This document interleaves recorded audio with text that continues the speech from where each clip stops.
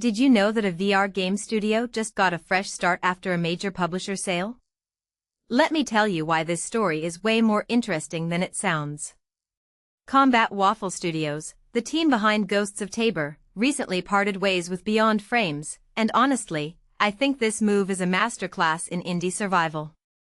Let me break down why this feels like a turning point for both the studio and the VR industry. Here's the thing. Beyond Frames sold the publishing rights to Combat Waffle's games for $1 million. That's not just a number, it's a bold statement. Think about it. That's exactly what those games are projected to make over the next 5 years. So, why would a publisher sell off titles they're still going to profit from? Well, maybe they realized these games don't fit their long-term vision. Or maybe Combat Waffle was begging for freedom. Either way, this feels like a win-win.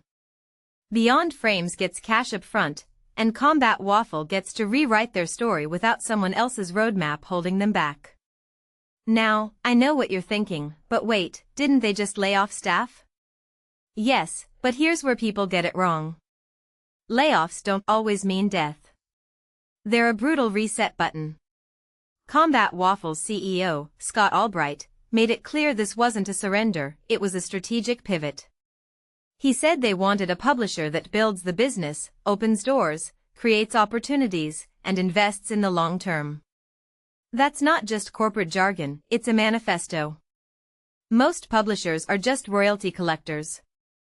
Neem Interactive, their new partner, isn't even a household name yet. But here's the kicker, they just released a co-op game called Grain Rot. That's not a big hit, but it's proof they're actively publishing. And if they're willing to take a gamble on a niche VR title like Ghosts of Tabor, maybe they're the kind of partner Combat Waffle needs. Let's talk about Ghosts of Tabor itself. The latest expansion, Legacy, is blowing up on MetaQuest. It's the top paid release in the last 30 days with a 4.5 rating. That's not just a success, it's a signal. Players are hungry for more of this universe. And Combat Waffle isn't just sitting on their hands. They're talking about expanding beyond a single game. Imagine a Tabor universe with multiple titles, DLCs, maybe even a sequel. That's the kind of ambition that needs a publisher who's not just checking boxes.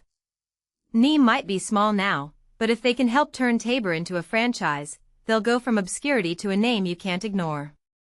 But here's what really bugs me, the rumors of bankruptcy.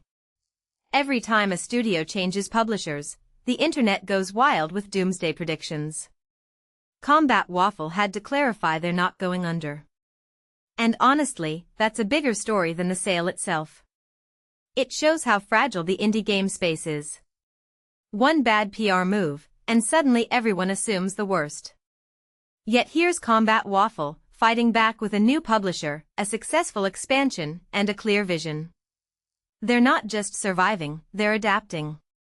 And that, my friends, is the real lesson here. So what does this mean for the future? I think we're seeing a shift. Indie studios are no longer content with being handed a check and told to just make the game. They want partners who believe in their vision. And publishers are starting to realize that survival isn't about hoarding titles, it's about nurturing them. Combat Waffle's story isn't just about a publisher change, it's about the evolution of how games are made and sold. And if this works, it could inspire a wave of indie studios to take back control. Now, I'm curious, do you think Neem Interactive has what it takes to help Tabor become a franchise? Or is this just another indie experiment that'll fade away? Let me know in the comments.